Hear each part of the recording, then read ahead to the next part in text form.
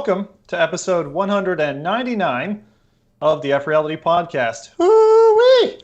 Woo! How are you guys doing?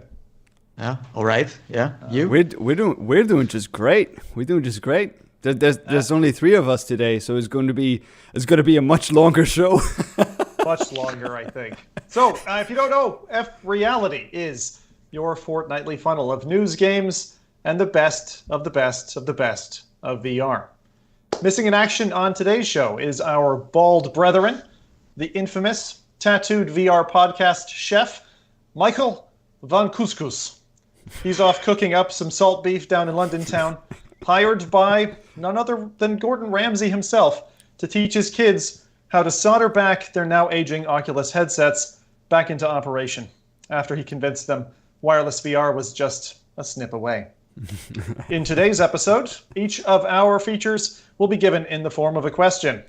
So, first, what is an April Fool's special, and why do I suddenly want a Frosty?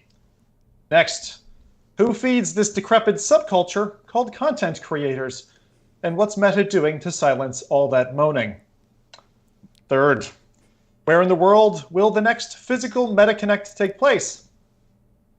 Who the feck knows? But there's a bake sale coming. When will we have time for a surprise interview with the devil himself, Mr. Ralphie and Dr. Nide? Now's good.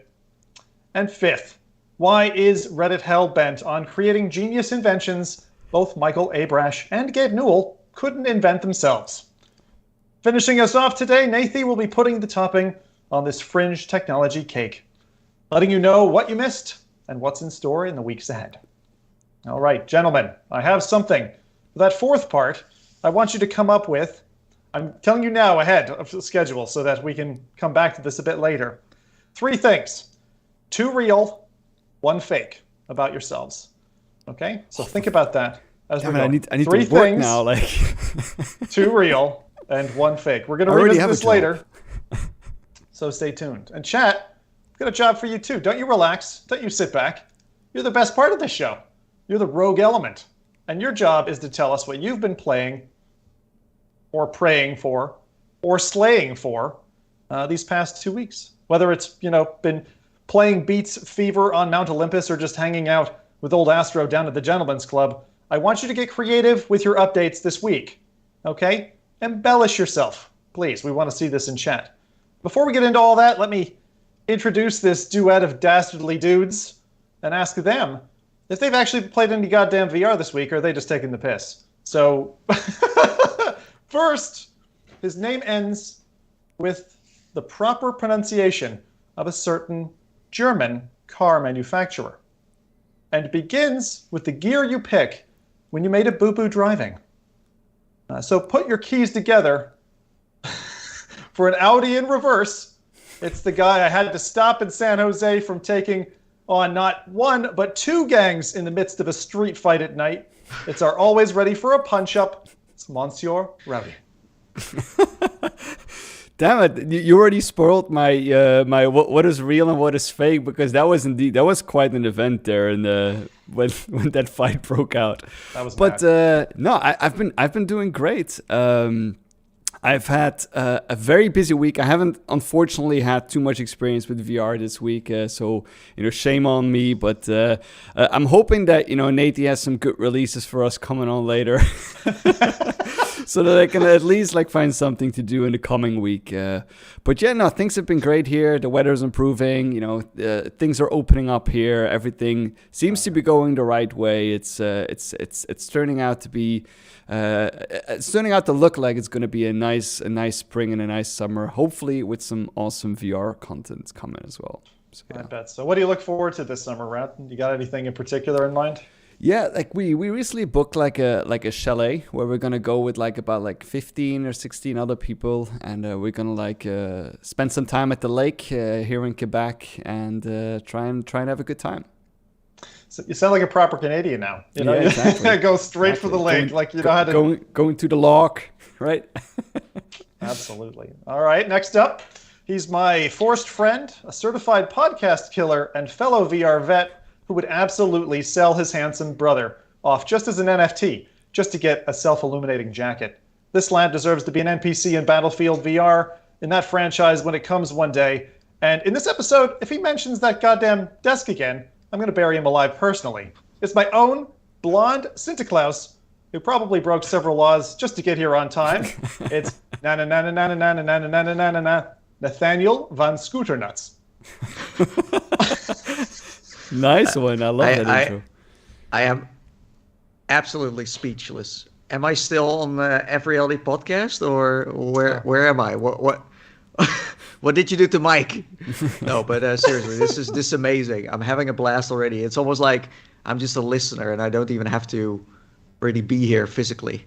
Yeah, this is like so meta. Love it. Yeah, absolutely. So what did you get up to this past couple of weeks with yourself then, Nathan? Well, I finally got to play some great VR titles again for once. It's been good, a while. Right? Yeah. It feels very good, like top of the charts of in terms of like what's great. So I dove into Cosmonius High. I also dove into Moss Book 2. I wanted to jump into Transformers, but that got delayed. Surprise! I have a very bad feeling about that one. They did throw some videos online on their social media. It doesn't look that good, but I still want to try it. We'll absolutely touch on that later. Okay, I'll cover that. Sweet. So if I had to choose two titles, take I think both. I'm gonna. Yeah, take both because Rowdy kind of opted out this week. So you go ahead and tell us about both of those. Okay, so Cosmonius High is basically you going back to school in space. There's something going wrong at the school. Chaos gets unleashed, and then you have to fix that. You get all these power-ups, and it's basically a job simulator and vacation simulator mixed together. It feels refreshing, feels new. It's a bigger world, bigger universe, a lot more to explore. It did feel like a game that was more targeted towards kids than adults, even that with Job Simulator, you could say like, okay, but that's also kind of looking childlike. But I just found that the dialogue was more targeted towards kids. Well, in Job Simulator, you did have these kind of, hints towards things that kids just don't know anything about just yet, Like doing car mechanic work, for example, in Job Simulator. You're pulling the chain down. You feel like a dirty mechanic. Yeah. But this has more of a storyline. It's not that linear. It's more, open world. It's an amazing title, but the thing I want to kind of mention about this that has kept me like thinking about for a few days now is that this game launches. Alchemy Labs is huge in terms of the studio, but then the reviews, I didn't check them today, but when the game launched the same day, it had 7 reviews on the Quest store, and it had 3 reviews on Steam. Well, for example, with Knock, I don't know how many reviews it got in the first day, but it was way more than, and also Job Simulator and Vacation Simulator. So something went wrong here, or they targeted the wrong audience and they're not buying it, or they did target the right audience, but they're just too young to understand how to write a review or a rating, or it just launched with not great marketing and no one just knows it's out there. I think it's a problem as well when you abandon like your IP to some extent. This is the same problem I had with the Oculus Meta switch up. They had Job Sim, then they had Vacation Sim, and that was a really obvious tie, and it looked like a similar game, right? I do appreciate them moving away and not just them making, I don't know, Island Simulator next, right? Or School Simulator, right? They've essentially kind of gone half off the track, but I think it'll take a bit of time for it to kind of come off the starting line. I think this is one of those that will get discovered. We were joking about it the last podcast, right? How like YouTubers love this kind of game because it gives them an engine in which to create silly videos. So I think what you're going to find is as those silly videos kind of go out over the net, kids are going to be like, I want to play that game. I want to buy that. And then it's going to take off. So day one launch, I can understand why it was slow, but it is a little bit worrisome when you first see it and you're like, is this not doing so well? But not everything kind of kicks off with a spike at the beginning. Sometimes it takes some time. I think in this case with like Vacation Simulator, they had a different marketing team. That team left for this one, so you can see that the approach is different. And getting keys for this game wasn't that easy, getting access. So a lot of the, as you said, like YouTubers who cover a lot of like kids stuff, they haven't even started playing it until today or maybe next week. So yeah, I do think it's gonna take off later, but it is kind of worrisome because even Tentacular also doesn't have a lot of reviews. So it's almost like I'm seeing a shift now in terms of content, what people maybe want to play and what they don't want to play. I don't know. I might be wrong, but I'm just very curious that suddenly games that used to be like going sky high in terms of reviews and ratings aren't really going anywhere. I have to say, haven't played it. I thought of you instantly. I played it for about half an hour, Cosmonious High, and the beginning, you'll get this, I think, feels a lot like Iron Man VR. Do you know what I'm talking about with the water? Yeah. You're right. Yeah, it kind of does. So that's Cosmonious High. For Moss Book 2, I can keep it very short. I only played the first hour because I want to play this game when it comes out on PlayStation VR 2. This game, sadly, and I just feel bad for Polyar Games, got stuck between the past and the present, the future. So it's just kind of weird to play it. Even the funny part is, so I set up my whole PlayStation VR, I dove in, and the game is that good, is that immersive that after all, I again didn't mind the headset, the resolution. Okay, the tracking, I was kind of done with, where it was drifting, and sometimes I lost my controller a little bit. Because if you play it on PlayStation 5, you have to play it with a DualShock controller from the PS4. I didn't know that, so I had to buy one to just play the game. So you can't use the actual controller that comes with it. That's ridiculous. And that story was out there, but a lot of people don't know about it. So people have a PlayStation 5 and the headset, and they're like, oh, I'll just play it. But that's not how it works. The crazy thing is, because I haven't had my hands on it, like, why would the PS5 controller and that schema be incompatible backwards with, like, are there different buttons?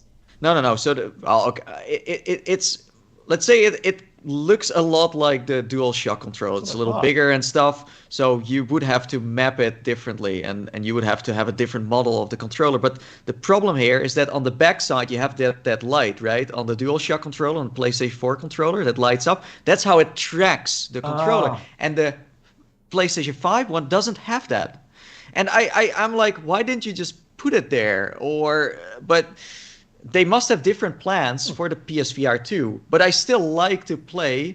I just hope they are not going to ditch the gamepad I'd agree. formula, because it's amazing. It's so good. And there's like PlayStation VR is the only one who does this, where you use your controller and you have a blast in VR. Well, to be fair, I mean, think about it, right? Like, what games aside from Astrobot's the obvious one, right? It's the obvious one where, like, we used a controller in the game. Static, I suppose, you're moving it and it's motion tracked. But there weren't that many VR titles that, like, wasn't just taking the analog inputs and actually tracked the physical controller itself. Can you think of any others that, like, really were awesome in PSVR? And it's a hard question because it's been a while. Yeah, Static, Astrobot. But that's... I was thinking Firewall might have had some interaction, but I only played that really on the aim. And you had, of course, the demo disc. Games. Right. Yeah. The only problem I have a little bit with, like, the PSVR 2 does seem like it's like away for a while still, right? Like, when it actually comes out, how popular do you think, or how many people do you think will still know about Moss Book 2 then? It like, depends. have it be present in their mind, you mean? Like, yeah. Yeah, like the thing is that, and that's what I found hard about this game, is that if you didn't play the first one, you play the second one. They do have like a book at the start again that kind of explains what happened in the previous title. But it feels very like, okay, you played the first one, we're gonna continue with the second, and it's not very much holding your hand. It does give you a short tutorial again, but not that extended and cool as they did in the first. So it does feel more of an extension. Like, if they bundle this together, it would work for a lot of people. So if they bundle it on the PlayStation VR 2 and they put it on the store, I think it's going to be fine. And I do think Sony has a certain love for this game too, because this is one of the mascots of the PlayStation VR, not necessarily of the PC or the Quest scene, but on PlayStation, a lot of people appreciate this character. But I really enjoyed playing it. I wanted to keep playing, even that I was like, PlayStation VR 2, we're gonna wait this and that, but it's just it just grips you again, and it's just like this feeling of nostalgia because it's been like ages ago it came out. So yeah, so if you do want to play it, totally do it. It's only on the PlayStation VR for now, and it will hopefully come to the PSVR 2 this year, hopefully. I don't know, but so I understand the full tech stack for people who are interested. So first off, that warning about the DS4 controller, you need the old school PlayStation 4 DualShock. Yeah.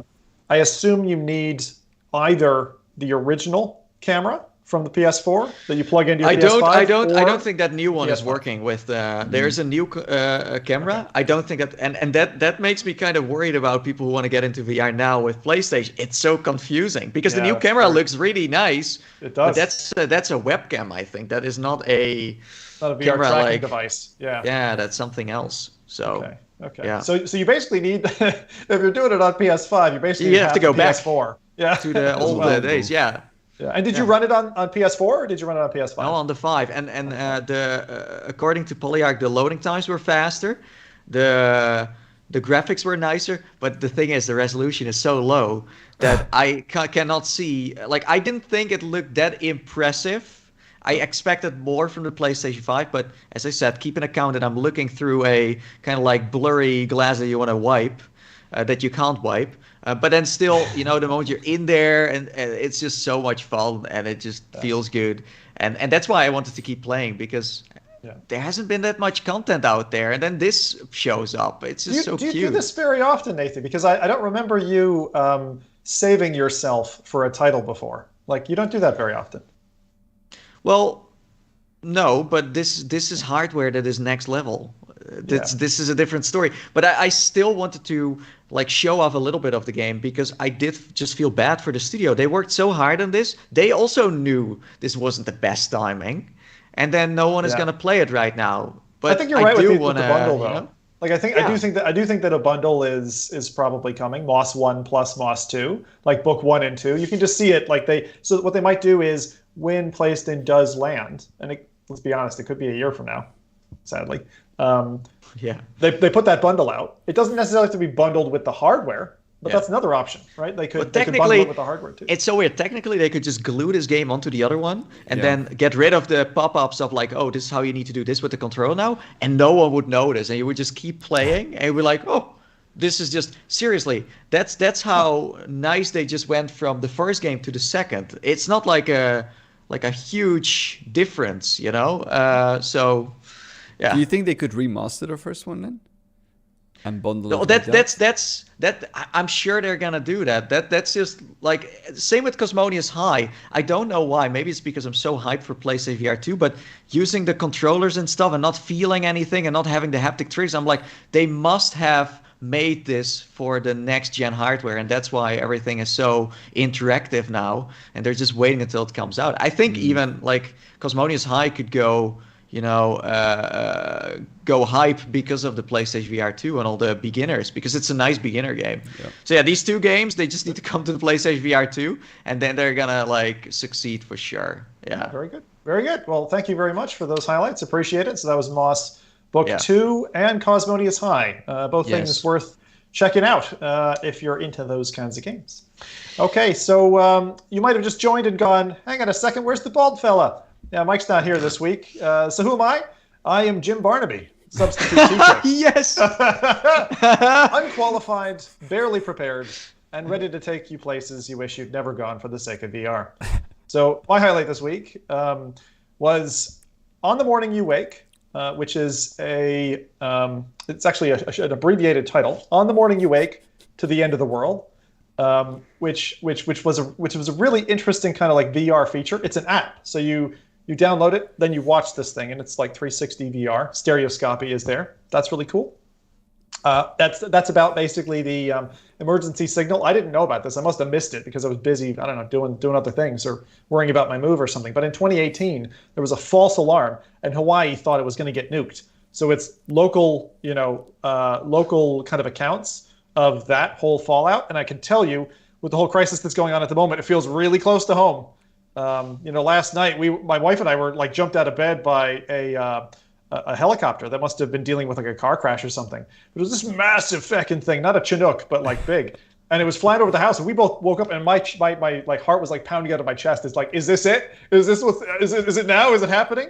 And so I just wanted to say that if you like that panicked feeling, or at least want to hear someone else's account of it, then go watch On the Morning You Wake. That was pretty cool. So, I don't know if you guys have ever had that. Have you ever had that where you like you're woken up and you think you're dying? Like whether it's you're falling asleep in a car and then someone pretends to like oh, we're running off the road. Anything like that? I think the worst I've had is like I've had like 2 earthquakes, but like not like earthquakes where you like need to leave the house because it's like things are going crazy, but like a serious shock that you like all of a sudden everything is shaking and you can see like the chandeliers and stuff like that like moving and that kind of stuff. I've had that before during the night, twice. Once in Turkey and once in Montreal. Yeah. Really? Here? Okay. Yeah, oh, very good. But Nathan, you ever? Not serious shocks though. Just like a you think like something just hit the wall like or something. That's mad. Scary times then. So the other 2 things I just wanted to highlight real quick. The Soloist, I mentioned it last week during releases. That like took my breath away. It's about a solo free climber. The quality level of the VR 360 and the fact that you don't even see how they mounted it or whatever, you're just hanging out over like an open cliff edge in the Swiss Alps and stuff. Absolutely breathtaking. Like I don't know who was the production behind that, but that was amazing. So go watch that. Both episodes are now out. It's part 1, part 2. I've only seen the first half. And then one special, just little shout for Nathan's benefit. I think he caught a piece of this, but we also played Rodent People Origins, which is a game about 4 rats, which is a colorful room escape multiplayer game on App Lab. You can get this really good, and it does involve your rat getting kind of high, taking some acid or something. So it's a total trip, really well designed. If you got some buddies, not very expensive. Go pick up Rodent People on Zin's recommendation. Is this like a DLC to Moss? It's the grown-up version of Moss. When Moss reaches his like teenage years, Quill's like, I've had enough. It's a bit of a fun journey. Yeah, but it was really fair. It took about an hour. Most room escapes are actually about that kind of bite size, and so it took about an hour. And speaking of pills, now my question is to Chet: are you willing to swallow pills just given to you by a man who prances around in bike shorts in his basement? Well, there's no time. Swallow quickly, because this is the Xylite Zone. These are the journeys of the SS Nathaniel and El Capitan Rau Yer Boat, as we steer the sturdy vessel through the hopes, dreams, and the uncomfortable nightmares of an eerie, murky meta-curse of April Fool's Day disasters. This is F.Reality. And with that, let's get into our first topic. All right. So, Rowdy, if you would please unveil the Dyson Zone. This week, I could not believe that, as reported by Ars Technica, and disturbingly close to April 1st, some of the things I'm going to be talking about are April Fool's Day jokes, and some of them are real. The funny thing is that this year, that line has blurred substantially.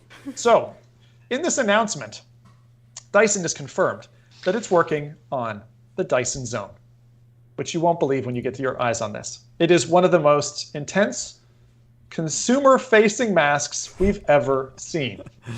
What's more, the company elected to combine its face-mounted air purifier with its first set of noise-canceling headphones. So this thing makes you look like Bane from Batman, okay? And apparently it contributes to the filtering process. So I don't know who decided that a multi-factor printer was a good idea, but I can be pretty sure that engineering team contributed here, because they've decided to fuse together a pair of headphones and a mask that helps purify the air that goes into your mouth and your nose. Gentlemen, what are your thoughts about this? I love that kind of stuff. I've been actually looking to buy a more modern mask than that weird thing that you keep in your pocket for like 7 months and then wash like maybe once. It would be nice to, but like you see that a lot in like in the Asian spheres, like where you see like a lot of those like high tech masks, but here it's not that common to see that. And I would definitely get it, because everywhere I still go here in Montreal or at work, it's still an obligation to wear a mask and to have something that is maybe a bit more comfortable and like filters the air maybe, or like, I mean, I don't know how much of it is hype and how much of it is actually real and, you know, something that works.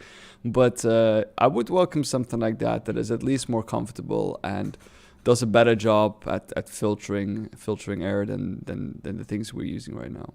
I would welcome. I mean, have a dig through that article. See if you can grab the video. There's a video of it, and sorry I didn't break the link out for you there. But the thing that concerns me is anytime I've gotten to like a pair of headphones or any kind of like audio gear, if I had something additional attached to that, like I remember being a teenager and having these like rear band headphones and liking them for a bit, but it's like, to have something permanently fused, there's no way to disconnect the two. So if you end up liking these cans, then you know you got to wear the mask part no matter where you use them.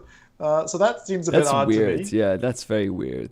Yeah, like but the other thing is, what I don't understand is they're using the ear cup part where normally the drivers, right? You'd either have various kind of types of drivers in your headphones to generate the sound. They've got this kind of fan system and an air filtration thing happening around your ears. So I'm really curious, like how they've got the whole thing engineered from an audio isolation, right? Like, are you hearing a whirring sound? Are you going to feel the vibration through the headset? Like when you end up with like a hot ear, you can just go like... just cools your ears while you're sucking in here. Yeah. It's an IT crowd reference if people saw it. If you got a hot ear. I hope they also make a kids version of this from like Henry, the vacuum cleaner, you know? So the kids also have one. A red one with eyes and stuff. I'm not gonna deny that it's weird, but I do love weird stuff, so yeah. You are weird, Rowdy. I'm surprised it's okay. the Dyson would go for something so non-vacuum cleaner like. Well, they basically they've wrapped a self-encircled vacuum cleaner around your face, so it cleans the air before it goes in your lungs. So but the weird part is they already created like this Dyson Metaverse. You know, they had like this place where you could buy vacuum cleaners in VR and test them out and stuff with physics. Okay. Yeah, so maybe this, I don't know, this is like the next step. Who knows? I don't know. It's very odd. Do you see these like in Europe generally, Nathan? Do you see these wandering the streets? Something like what Rowdy described. You know, we've seen. I'm trying to remember his name. Shen. Used to wear the LG HEPA filter system. Yeah, it's awesome. Which is really sleek looking. It looks good. And actually, like you, Rowdy, I was kind of like looking to upgrade my kit, and I was like, hey, maybe I'll buy this thing. And then I saw the price tag, and I was like, I think I'm going to keep using the one that I'm using now. Yeah. But like you've been looking into that stuff. There's some crazy ones, right? There's like one from Razer, I think, as well, that lights up. And I would love to buy one of those, but like I said, like most of them, even though like the price tags like they're high, but it's not so easy to get them if you're not living in because I mean they still ship from an Asian country then. But there's not like you can't go on Amazon, for example, and say, oh, I want to buy one of these masks because you can't find them there. Yeah, no, exactly. And I found that as well. Is there one you've got your heart set on that you really want, or not yet? Haven't found the right one. Me? Yeah. I really like the LG one. I thought that was not the one with the speakers though, like just the regular one. I like that. There's not one with speakers, right? There is one. No, there is one with like where your voice is like it's like this Darth Vader kind of thing where your voice gets portrayed out to the outside, so you don't sound like so muffled. But like, yeah, I mean. I don't really care about that much. I think will.i.am also made one, but I don't know if it ever came out, but it also looked like really nice. I think you're right. I don't know why I thought that was just like him putting out a meme or something, but I think you're right. I think it's actually something you could purchase. That was before it was April Fool's, yeah. So I'm curious, chat, if any of you have got something, and I think I skipped them over a little bit, so maybe we should take a jaunt back and look at that. So Nathan, I'll run another one, and then you can tell me this. I wanted to... We're talking April Fools at the minute, so I'll come back to you, chat, in just a minute. But if you have one of these systems, please tell us if they're any good or bad or whatever. any horror stories that you want to share. So the next thing I have on the April Fool's list, which I thought was an absolute response to Bo Burnham's, welcome to the internet, is Skylar Higley's welcome to the Metaverse. And so in this video, it goes up and down and sideways. It's a real little masterpiece. I think there wasn't much that I saw like terribly creative around April Fools. We'll see a bunch of different things, but this one out of all of them from kind of individual creators was definitely my number one. It's an absolute fun little run. So if you haven't caught up with it, go look for Skylar Higley on Twitter. That's Welcome to the Metaverse. Thanks, Rowdy, for running that. You can see it. Very well composited video. This one could absolutely go viral if it hasn't already. But it deserves it, I would say. It's great. It talks about the Metaverse and how kind of rubbish the Metaverse is, and I think that's all what we were hoping to hear this April Fools. Yeah. All right. So next up, quite a serious affair. We've got, again, I say a serious affair. Sometimes companies really go mad with their production value, and this is what Razer has done. So Razer has introduced to the world the HyperSense suit. Now, while this is obviously a joke, with over 1 million tactile feedback points, it reminded me of my once upon a time top of my wish list Azana band, where you could feel, it was like a choker, a metal choker that you'd put around your neck and you'd feel pain or pleasure or whatever. This one's a little bit like that. So in this video, Razer shows off the HyperSense suit. A gentleman straps in. He's got a full body, and every inch of his body is covered in these little tactile transducers that are giving him feel. More than 1 million, in fact. And in one part of the video, he gets knocked a couple of teeth out. So they're trying to show you that it's giving you the real full presence. I suppose like Wayne Watts got, when he was trying to get axed by the big corporation after him. So I don't know. We're going to get there, lads, right? We're going to get there. Like, this is where we're going. And my question to you is, when it's available, will you be buying one? Well, yeah, I guess. What's like what I think if I look at this video, because Razer is all about RGB lights and stuff. This suit lights up at its green. Yeah. I don't know why Behaptics and all these other companies don't use more lights, because they are kind of attractive to buy. Add some lights to something and it looks futuristic. So even if there would be a suit right now that isn't like that and is kind of basic, if it has some lights, I'll buy it. You know what's so funny?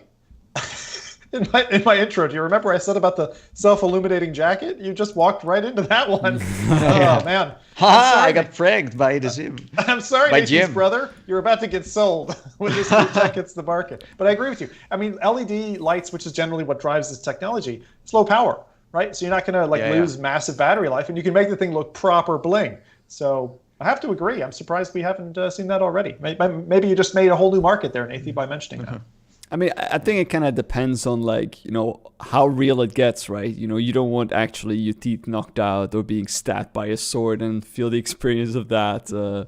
But I think some minor feedback and trying to push immersion further in that way is probably a welcome addition. And I don't think that's that far off. I don't think that we'll have to wait for that.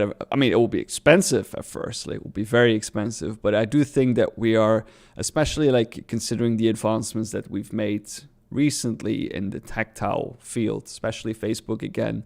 I don't think that these kind of things are so far off. Of course, a full suit is maybe a little bit too much. I also don't really see that, at least at the moment, as being like a next step. But in the future, it's. Who knows what will happen? I have some more answers to that, actually, as we go on. Let's move to the next one, right? So our current offering for most people who are in VR, your avatar, your caricature, whatever you want to call it, you're kind of half a body, right? Half a body. So who's looking after the other half? Well, our friends at Legverse have invented the first metaverse for your legs.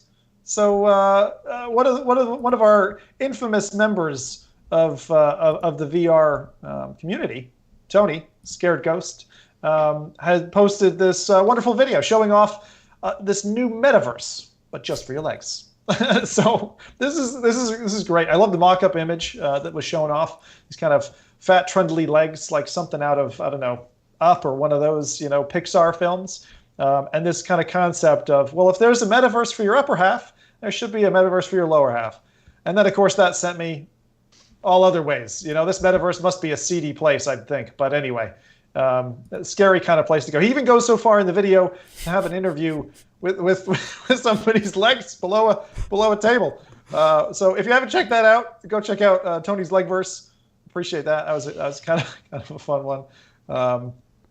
Where are our legs, lads? Where are our legs? Do you think that's coming this year? Like in the next headset revision? Do you think we're actually going to get legs finally?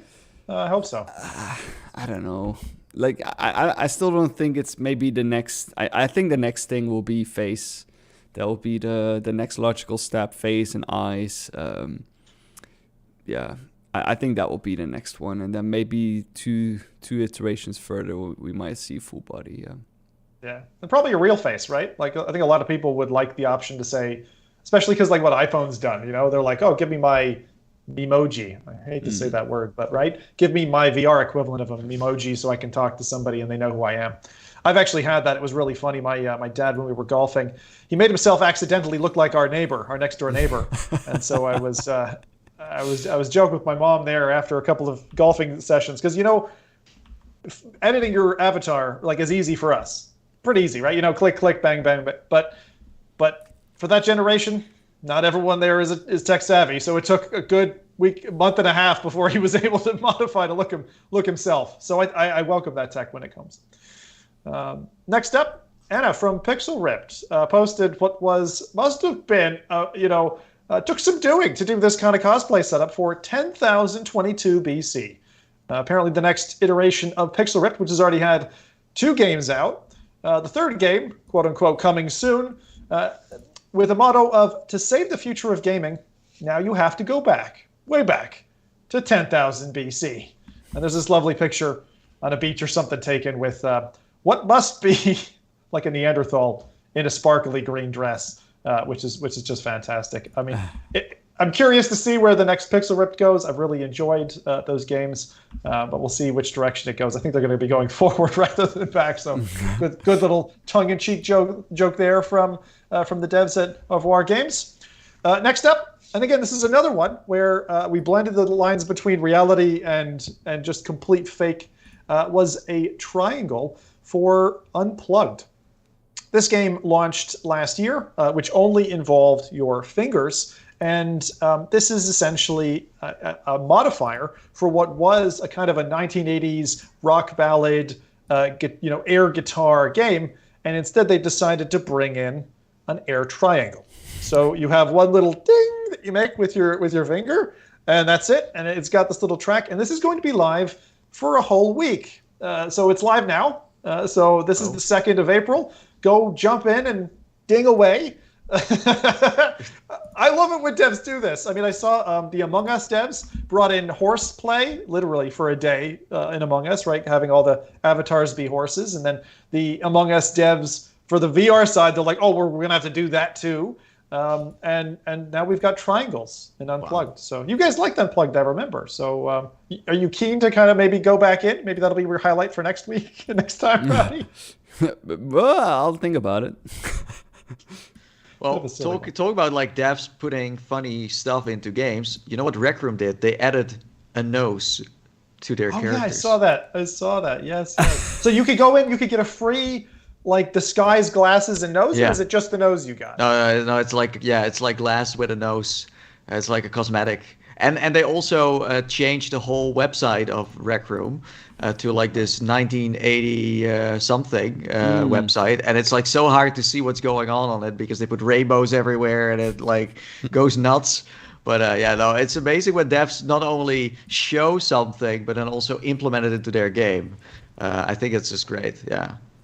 Well, it's fun to kind of take this journey through Rainbow Road that is our April Fool's highlights. One of the other ones that I saw, which I like because I'm a big Diablo fan, I think some of you know that, was Diablo. They totally bombed their own account. So much so that Twitter took the account offline for a few hours because they'd been compromised, which was amazing. They came back, and again, it was like pink fluffy unicorns, for a day or whatever. And I think they've recovered since. But the thing I love about April Fool's Day when it comes to tech and the internet is that it's like this little slice that you only get a taste of if you pay attention for that day. So that's why we're putting this time capsule together for you at little bits and pieces. So a few more.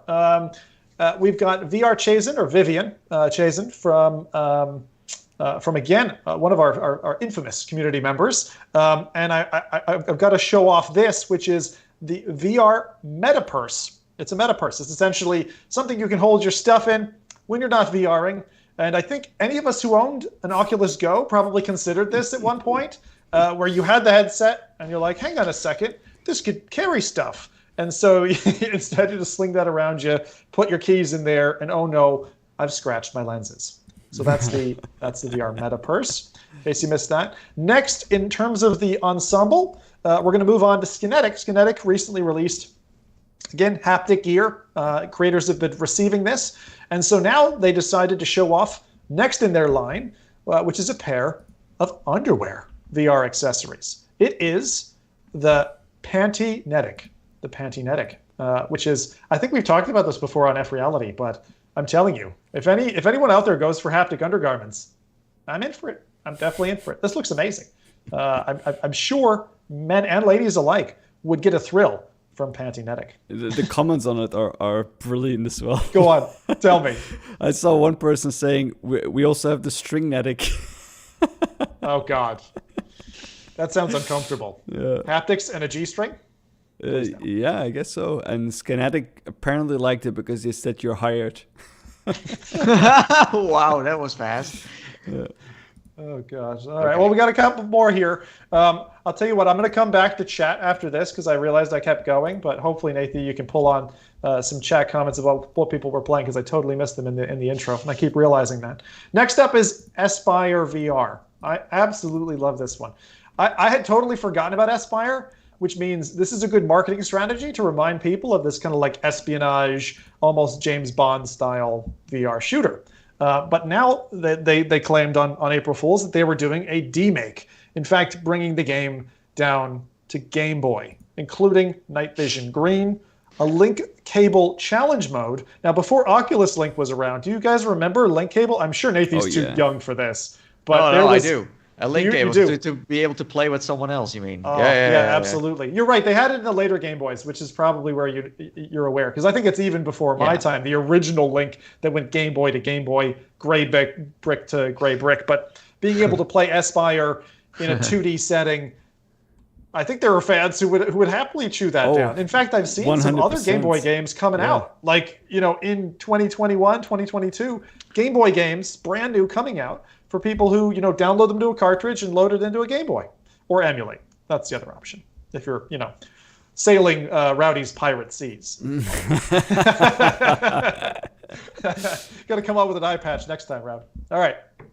Next up, I'll say our very own Walkabout, who've sponsored the show several times. Walkabout Mini Golf, obviously mini golf game, best out there by far. They've come out with, and you gentlemen might be able to help me being Europeans here, because I'm gonna pronounce this like an Irish would. Brogue coin. Maybe it's Broge coin? Brogue coin, which is an NFT-enabled cryptocurrency exclusively to be used for mini golf transactions. Okay, and so any future DLC are only going to be purchasable using Brogue coin. Am I saying that right, or do you guys think I've got it wrong? I couldn't. It could be pronounced Brugge. I don't know what kind of language is supposed to be. But I'm not familiar with it. But I know that an O can often be a U as well in the more northern kind of sound. Brugge. Brugge coin. Because I tried to translate it and find out what it stood for. But I don't know. In Irish, brogue, B-R-O-G, is shoe, like a sturdy shoe, like your Dutch shoes, Nathan. Those. But I don't know. So this doesn't mean anything to either of you guys either, right? Not to me, at least. I don't know. I'm a simple man. I don't know this kind of stuff. But if you're just listening in, basically they had this picture of this lovely Walkabout mini golf Monopoly man, I'll call him, and on the front of a giant gold dollar bill. Well, the funny part is someone could actually do this for real. do this in a game where it's like, hey, everything you buy now in our game is this, and all the DLCs you have to buy them with that too, and the whole store is now that currency. So yeah. I'm glad we haven't seen that yet. I'm not in VR, you that's mean? not coming. Yeah. No, it is coming. Sadly, I don't know when, but it's coming. They're coming for us.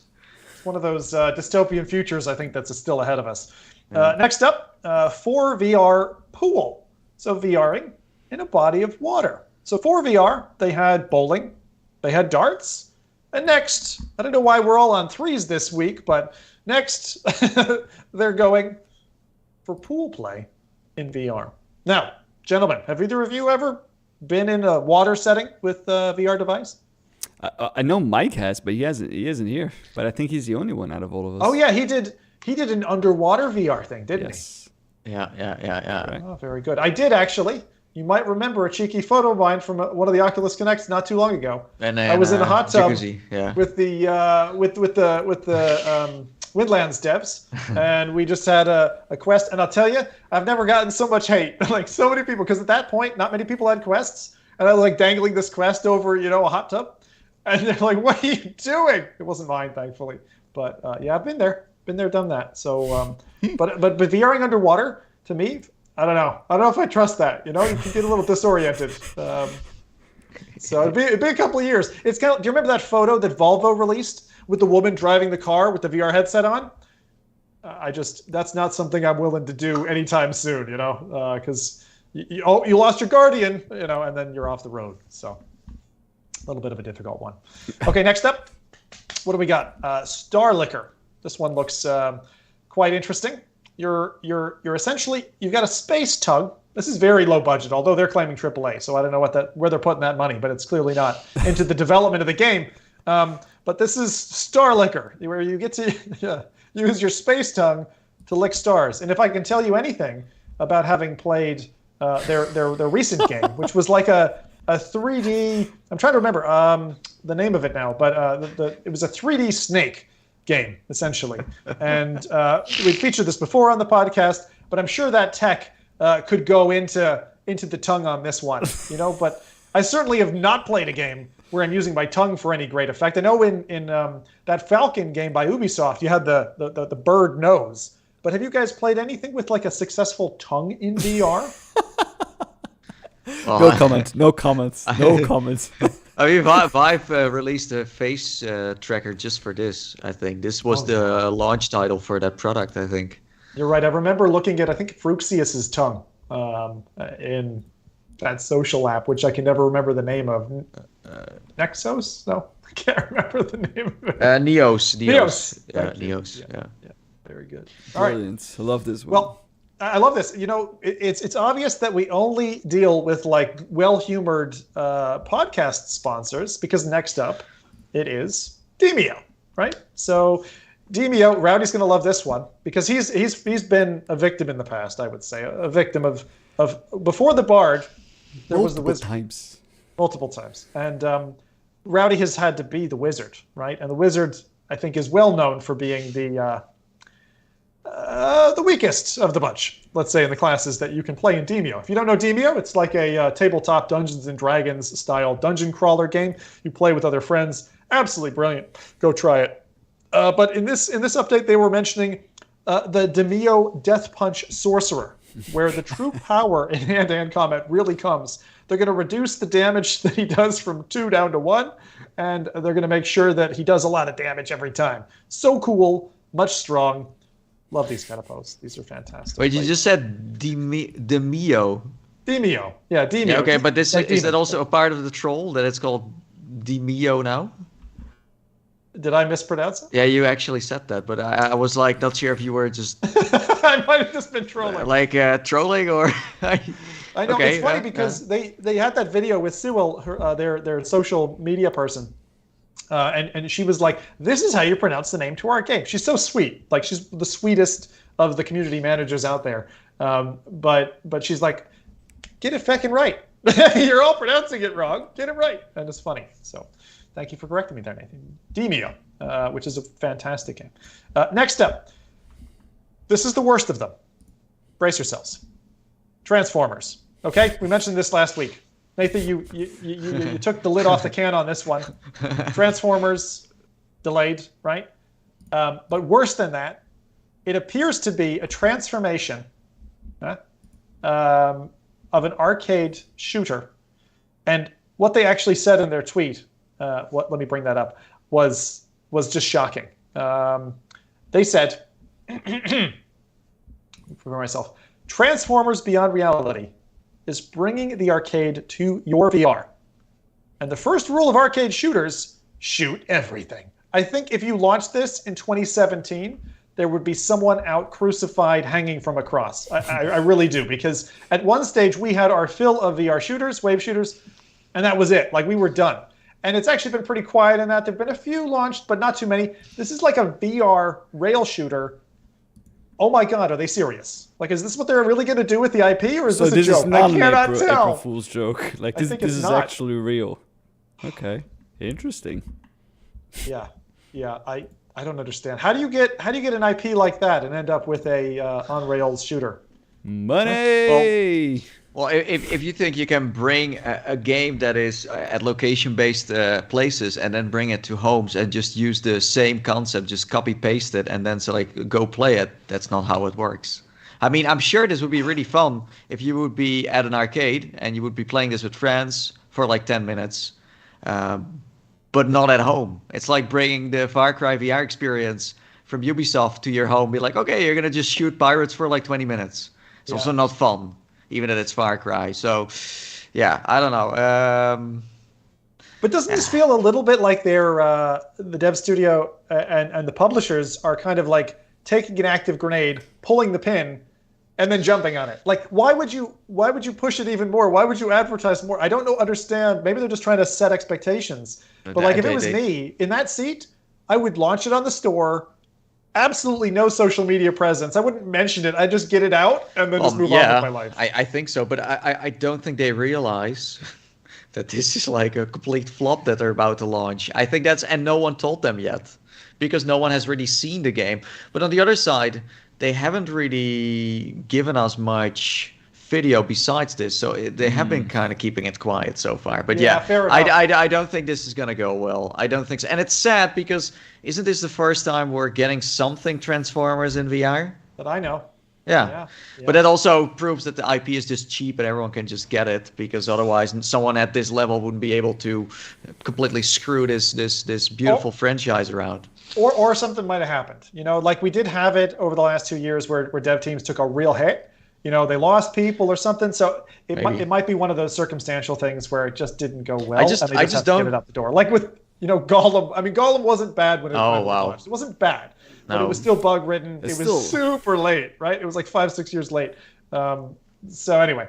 But still, this is like an IP, and I still when I see this, I like the thing that I think is it's an ad for something else. A new Transformers movie. Yeah. But even if it's an ad, haven't announced yet, maybe.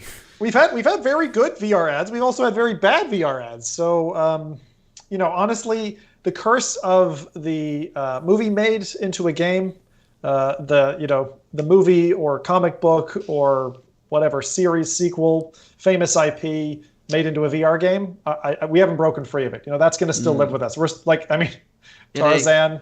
But they kind of stopped doing the movie promotions. Like the moment it actually got good in a way, they stopped doing it. You had like Disney's Coco, you had Blade Runner as well. Blade Runner those were free, by the way. You didn't have to pay for them.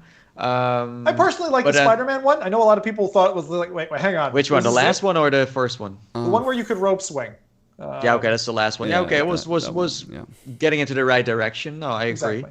But and Nicolas Cage, of course. No, God, no. Why would you do that to me? Jumanji VR, right? God, yeah, there's some really bad ones. So if you're really interested in hurting yourself, then this is the avenue to go. That stuff is painful, man. Yeah. Oh, that Nick Cage one was bad. That was horrible. Ghostbusters. Oh yeah, that's amazing. Unfortunately, I think there's been more bad than good. So let's hope that for sure. Studios that'll get enough money, have enough know-how, and to swing it across. Right? Fantastic Beast was actually quite good. 360 on Go.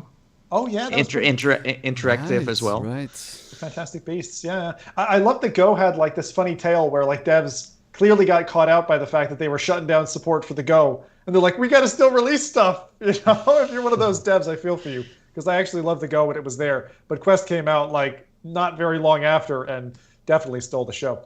So with that, let's go on to our penultimate April Fool's Day titular item here, which again, half April Fool's joke, half reality, where Wendy's, I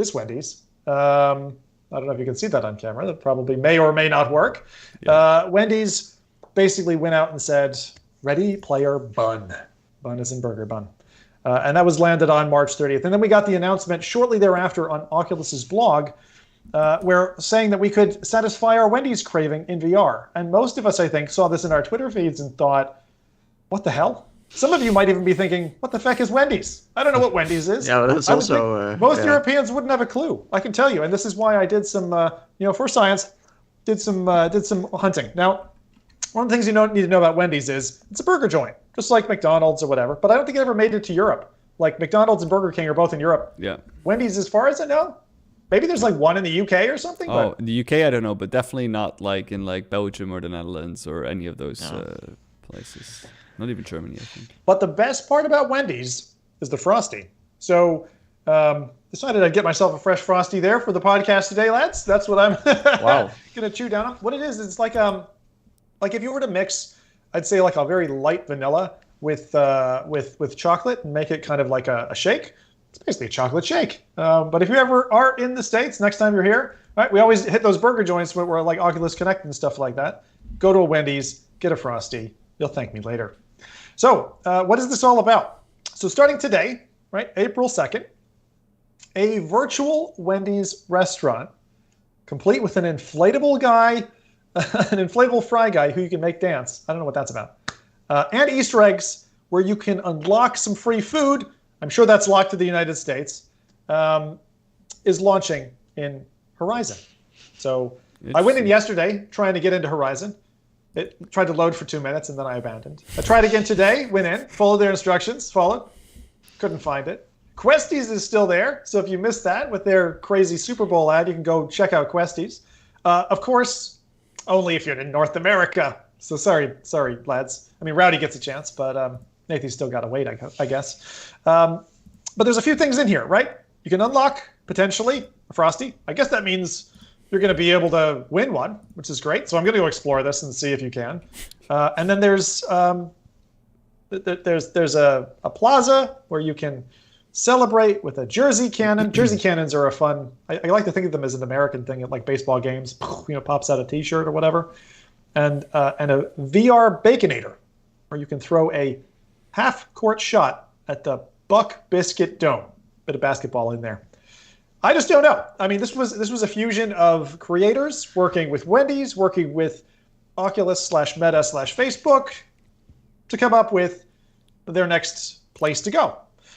The funny thing here is, right, I told you guys before, when I first went into Horizon Worlds for the first time, I went to a comedy club. There were a bunch of people just hanging out, chatting or whatever. I actually think this is going to work. I think this is actually going to work. It's going to get people to be like, oh, I want to go hang out again. Then they're going to bump into somebody, and they're going to talk to somebody, and they're going to be like, oh yeah, this feels a little bit like maybe, a place they want to hang out.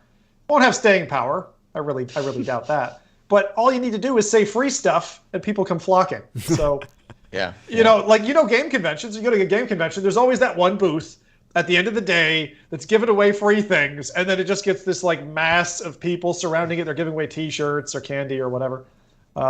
So I don't think it's completely off-piste for them to be doing this, because they're taking a big IP, they're attracting people in to an otherwise empty, arid desert, right?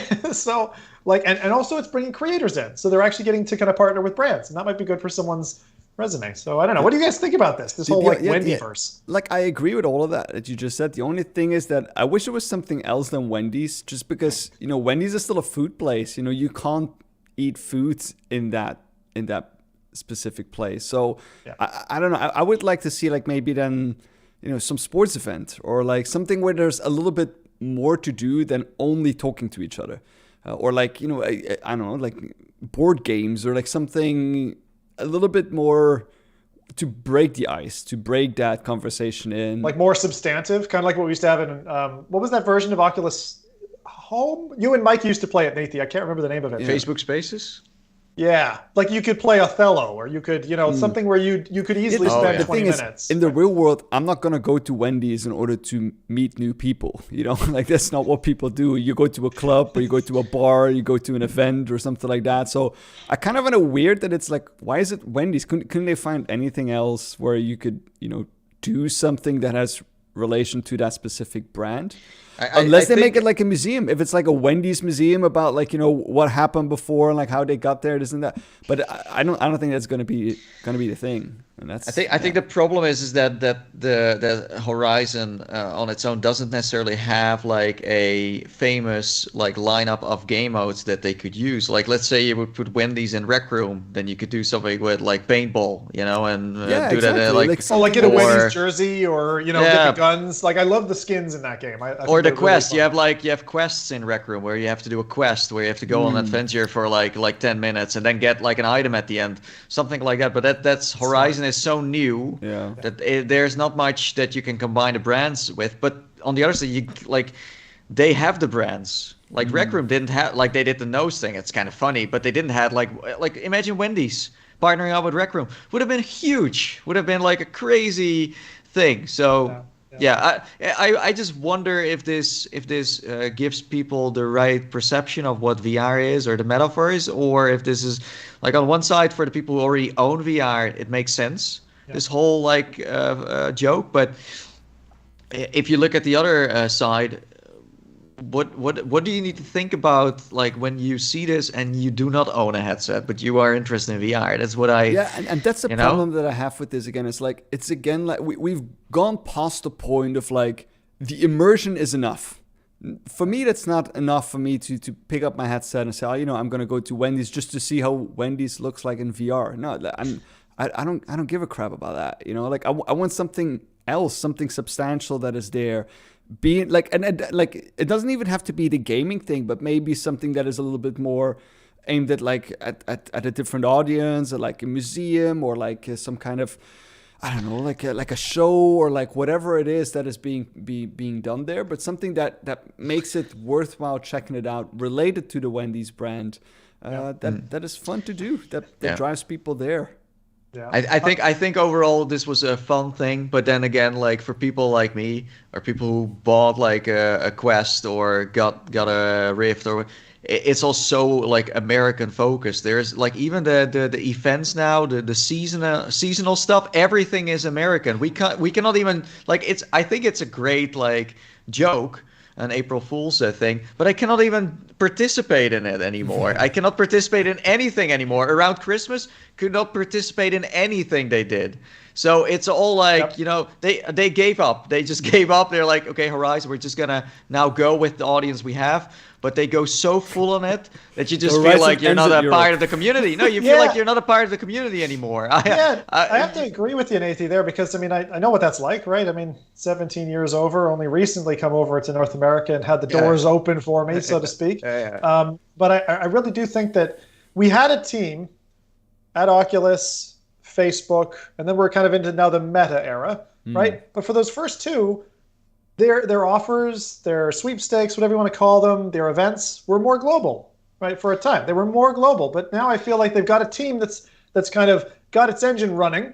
And you're right, they seem to be very North America focused. But is this because of the policies that Meta has, or is that because of the strict regulations? Yeah, no, it is. No, Europe has strict stuff. I mean, that's the thing. That's why I can't be out here yet, because there's so much going on. Well, it's probably both. It's probably both, because indeed, you have data regulation, and Meta doesn't want to abide by that because they probably make money from that. And Europe say, well, then it's too bad, but the same rules applies for everyone. So it's just weird. I mean, conversation. Don't be too upset yet. You're not missing out a huge amount. No, that's what I keep. That's what I keep hearing. That's what I keep hearing. But they're definitely in like their what would I call it? I think they're like the incubation chamber right now. I think you're right. Right on the left side, we have like left and right sides to this. Right, you got Rec Room, really mature, technically capable stack, doesn't have the IP, and then you have this like new nascent hardware software stack that they're really trying hard. They've got the brands and they've even got the footfall, but not sticking. Everything they're throwing on the wall kind of slides off pretty quick, right? So once those two halves finally come together, I think we're going to be in for it, you know. So it could take another couple of years, though, by my gander. Oh, we'll see. So that was April Fool's. If you thought we missed anything, please drop it into chat or whatever. And while we talk about chat, let's rewind a little bit. Sorry, apologies, chat. You know, new to this frame thing.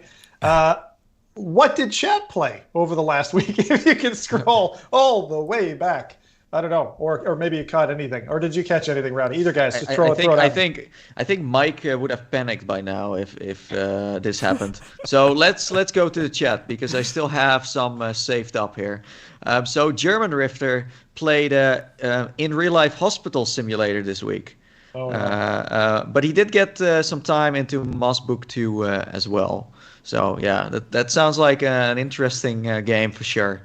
Then we have. I want to know how those two go together because it's like if you're going to the hospital, the last thing you're going to pack is all of that PlayStation 10.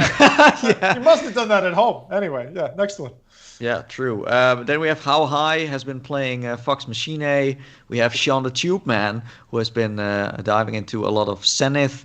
Then we have Nick who checked out Enderroll VR. And last but not least, Park Marshmallow has been playing Atari's ET VR. Atari's ETVR. Yeah, he found a shuffle. He digged all the cartridges up again. He hooked it up to an emulator, and voila, it worked Easy. in VR. I'm sure he also called PD along the way because I'm sure he had a solution to bring it to VR. ETVR. So there you go. We reviewed it already, PD. Well, and you have to the goal in that game is to find ET's home phone, his Skype phone home. Skype phone home. Nice. Which you can phone from anywhere. This podcast brought to you by Skype. No, that's not. Not this time. Maybe in the future. All right, very good. Well, let's get on to our second thing, okay? So I was teasing in the intro just about updates coming to content creators. So as Tech Radar and other publications spotted, Meta plans to change what's available, finally, in terms of video features for budding creators. Many years now, got to be at least 3. Creators have been asking for a few things in relation to the video tools, in terms of being able to save to the device. Do you remember when we used to have the ability to run like a 320p video on Facebook, directly from the Go and then the Quest after that? So it definitely has had to mature, but it has matured very slowly, I would say. I'm glad we got the ability to record on headset. And in this new upcoming update, which is due to land in May, but might come as early as April, you're going to be able to flick a switch and record in a 16:9 ratio on the headset. Now, whether or not that's going to be just a crop of what we've currently got, or if that's going to be some kind of, I'll call it mushed render between the left and right eyes, so you don't lose a lot of vertical height, we're yet to see. But at the moment, if you're recording on Quest, you actually have almost a 1x1 square that you record. You'll have seen these videos, I'm sure, on the web or whatever, as people record and just throw it up to YouTube. And at the moment, we don't have the ability, for example, like you would on a PlayStation, to directly broadcast to Twitch, to upload a video straight from the headset to YouTube. So I'm really hoping that those features are in the pipeline. I think it will help to promote not only the AAA titles, but it really uplifts the indie scene as well. Yeah, I mean, so that's about it in terms of the detail that I know. But gentlemen, I want to ask you, do you think, what do you want? And B, what do you think is coming in May? Well, this topic is partly about me because I unchained this whole thing. So now I know exactly what we want. So for some context, I have been struggling to record VR since the get-go. When I had a DK1, I had 2 eyes and I had to use a 3D converter to bring them together to make a video. And then you had the Go and you had to connect it to your computer with some cables, or it's cables everywhere. Well, it was the first standalone headset, so it was still like wired up. So when you were spinning around, you had to buy a 6-meter cable to be able to still play. And then the Rift was pretty good, and the Vive was pretty good too. PlayStation, I mean, you needed a capture card, or you could use the onboard thing. But then the Quest came around, and the Quest has all the computer power built inside. And the priority of this headset is to run the game, not to record. That's a second, right? So that made it very tricky to record, right? And because of that, as Zimmel already mentioned, it makes VR very like bad in a way. It makes it look laggy, like people think that VR has like a performance issue. They can barely see sometimes what the action is because it gets cropped out. Like I keep hearing people say that 16:9 on Quest is a thing. It's not. It's basically the 1:1, but then cropped. It's not 16:9. 16:9, look it up on the internet. Google what that means. 16:9 is like HD on TV. You know, that's kind of what 16:9 is in a way.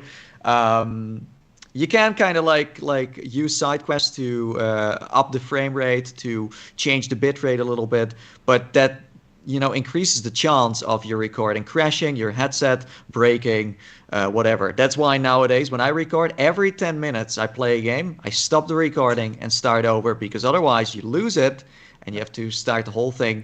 And that breaks the immersion, because sometimes I sometimes find myself having so much fun in a game that I forget about it.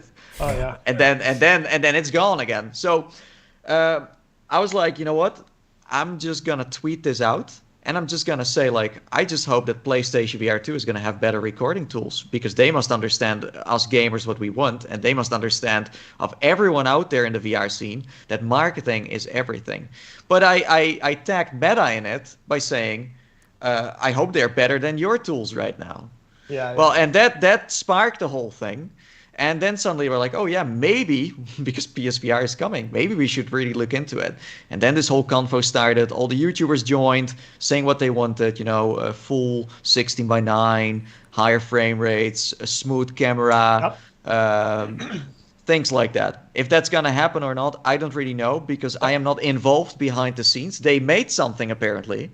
Yep. But I haven't tested it, so I don't know if it's any good or not. Let's just hope for the best. Wait and see. Yeah, I'll tell you one feature that I would like. They probably haven't considered, but one of the things that I find is when I'm recording with somebody, like say for example, I want to record with my dad who's aging, and you're like, thinking to yourself, I'd love to have this as like a family video to some extent, me and him playing VR. But then at the end of the session, you forget to stop it.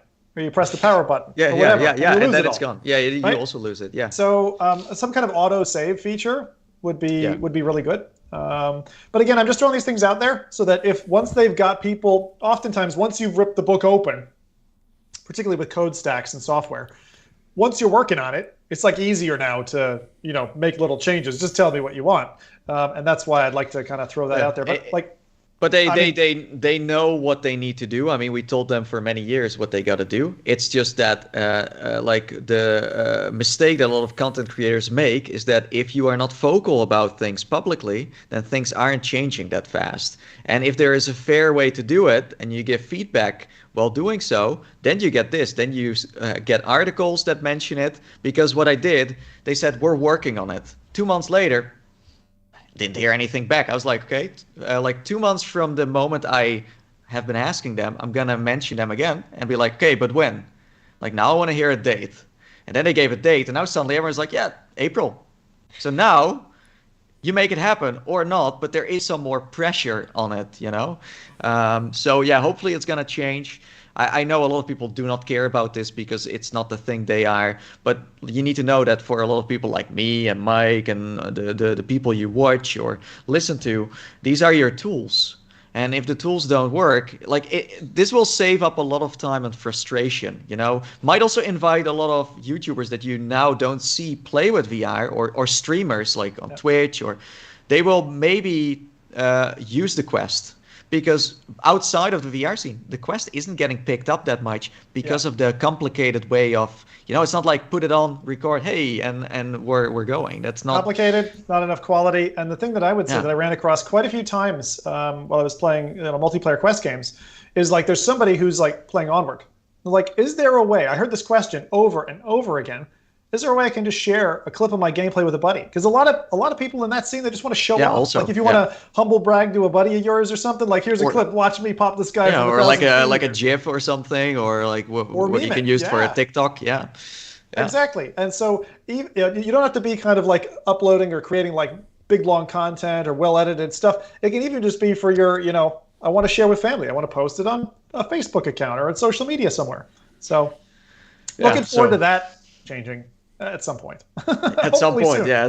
I say at some point because you know how the slippery road can be. The only other quick mention I'll say is there was a bit of noise, and I got some feedback in the DMs as well from some of our audience and other members, just about you know how much I was upset when they changed the gating for same account sharing, and so they went just to the format that they had. That then broke and has been broken, I believe, now for a couple weeks. It's been responded to, so apparently it's on the Oculus forum. They've actually formally come back and said, yes, it's broken. We're fixing it. But if at the moment, if you're in one of those and you've got like multiple quests in your estate and you've got kids playing or whatever, all of a sudden that multi-account sharing stopped working. That pissed a lot of people off. So I thought I'd just mention it as if you're one of those, be aware that it seems to be worked on. It seems to have been acknowledged. So good to know that that's changing. My personal thought on that, like what they said before, is I think they're doing background behind the scenes work to get the account change feature to come in. Okay, and this is going to take us to another segment of our show in a second here. But I do think when they announced last year, you're going to be able to log into a Quest with something other than your Meta Facebook account. I'm curious if they're doing all the kind of cabling work behind the scenes between those sources. Will we be able to log in with a Google account? What other kinds of accounts are we going to be able to do to get on this device? But I'm really curious. Isn't there a reason why they're doing this to like make privacy a little bit, like then you link other accounts? I don't know if that's going to be the reason why the Facebook account is gone, because people don't want to log in with Facebook. But then you make people log in with their own stuff through the Facebook server. So I don't know what they're going to go for, but the fact that there's a new account is still an account. You know what I mean? Yeah. We got to log in with something, right? You got to log in with. It's not just going to be a burner account. Nowadays, you got to log into with something. Back in the days, you could just start a device and you didn't need an account, but that's been a long time ago. No, these days you got to tap your passport. That's got an RFID chip in it. Just tap it on the side of your headset so you authenticate every time you game. Scan your retina. It's going to do that automatically one of these days. You just wait. It won't even be long. It'll be 2 years from now, and they'll be scanning you before you get in. All right. Let's move on to the next piece. So this dovetails into the Meta Quest Gaming Showcase. I don't have too much to say about this, but in case you missed it, the Oculus Gaming Showcase, which we'd had before, ran a couple of games. Wasn't all that impressive, but that's returning to Facebook. And on April 20th, which happens to be a Wednesday, I'm saying this in case you're working, so you can, take a well-timed break or take the day off or something like that, watch it on your phone under your desk, whatever. It's coming to YouTube, Twitch, Horizon venues at 10 a.m. Pacific time. I know you Californians love 10 a.m. It's when everything happens. So for the rest of us, get a look at new game announcements, gameplay first looks, so things that we haven't seen before, updates that are coming in the next 12 months on games that we know are also coming, and I'll put this in air quotes, a whole lot of surprises.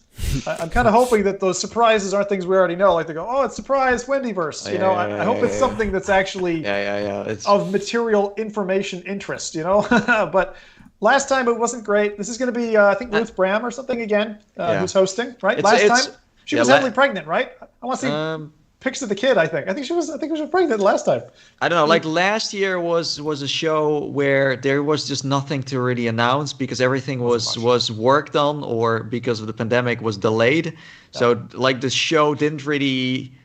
Like if it wouldn't have existed last year, I don't think anyone would have missed anything. That's kind of what I'm saying. Yeah. Maybe this year now they kind of have to pull off some stuff because again, PlayStation VR 2 is getting a little hotter here and there. So they do need to really start throwing out dates, get more AAA games out there as well, get some more indies, show a roadmap. give dates of when things are coming out. Yeah, because I think if you see right now, it's same with like Cosmonius and Tentacular, because dates and everything is so all over the place. People start to get really lost with their headset. Like the retention goes down, so they really need to not just like, oh, here's some gameplay and it's coming soon again, because with Meta, things can come soon in like 2 years and then it's not coming, like you don't know. It's very hot and cold right now. It is very much like we either get games all of a sudden in a big wave and it's a surprise. It's like you get 2 weeks at notice and then they're all coming out at the same time, or nothing, right? Just like silence. And from like the aesthetic side, I think they, like, compared to last year, it's very clean. It's very, well, what they go for, like that Apple kind of style. But if it's a gaming showcase, you start with like a banger song with some epic games that you released last year. You show what you made so far, then you show some developers, bam, and then you start to show, and then you show some games with some dates, some gameplay. That's how you do it. That's a nice template. I like the idea of them showing what they're working on, showing what third-party studios are working on, and this is the piece that's been missing every time we've done, the Connects in the last few years. Where is my indie sizzle reel? I want to know what Oculus or Meta think are the hot up-and-coming indies that we should be paying attention to. They've got an App Lab platform that can tell us the numbers, do the whole Steve Jobs thing, right? Show it off. I should say cook at this point. Sorry. I agree. And they could be like, these games hit like over this million, players or revenue, whatever.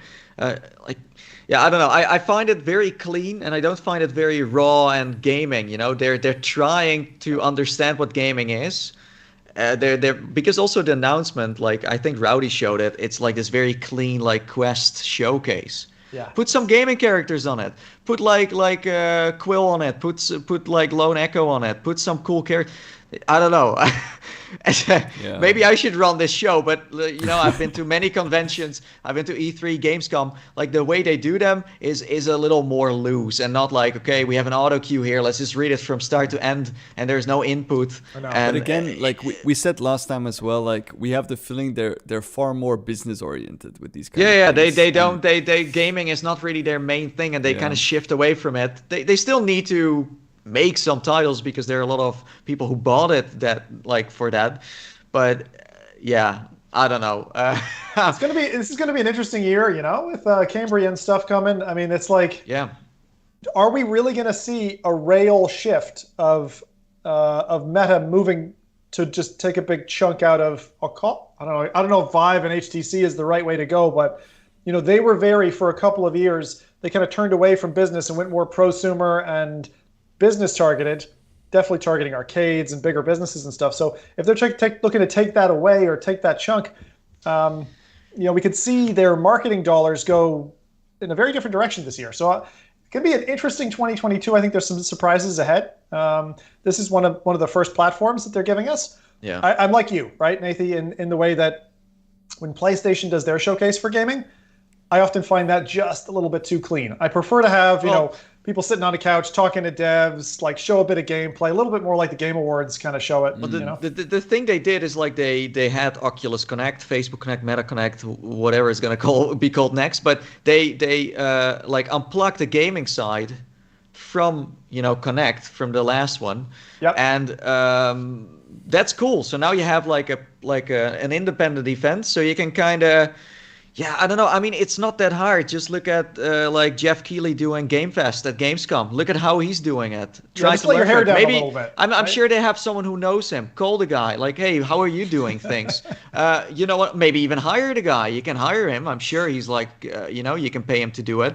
But I think that's kind of the way to do it. Give the indie developers some stage power. So like, listen, after the show, go check out all these live streams from all these indies. Like they're gonna play the game for you. You can even win some prizes, cool stuff.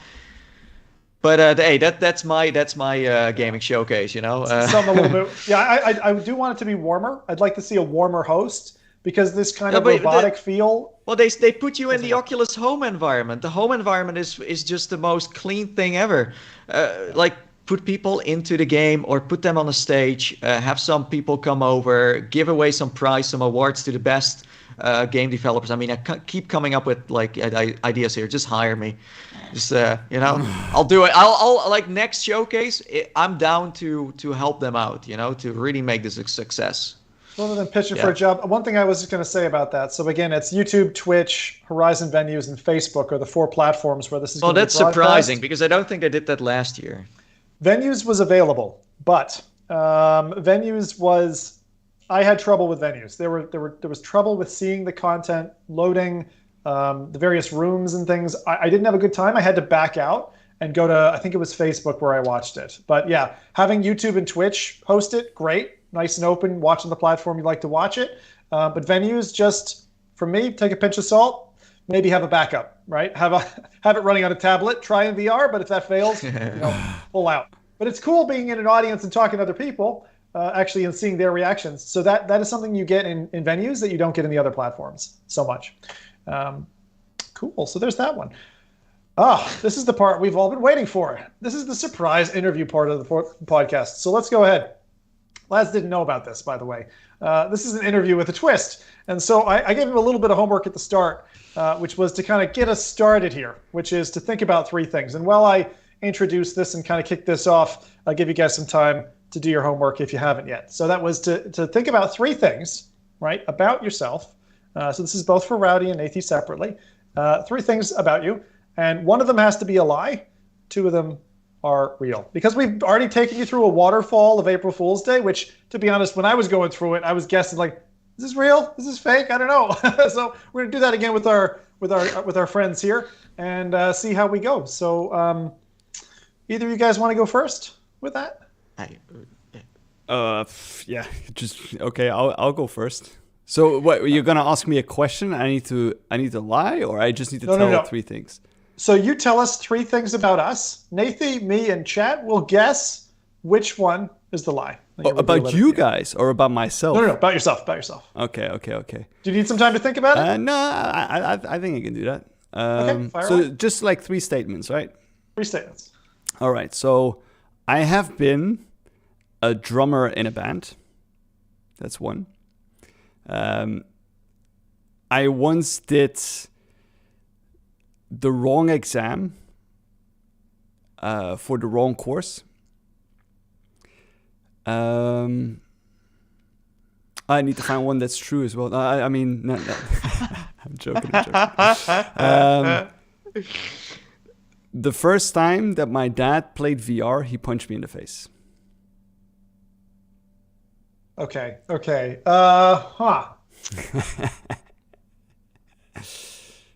Which one?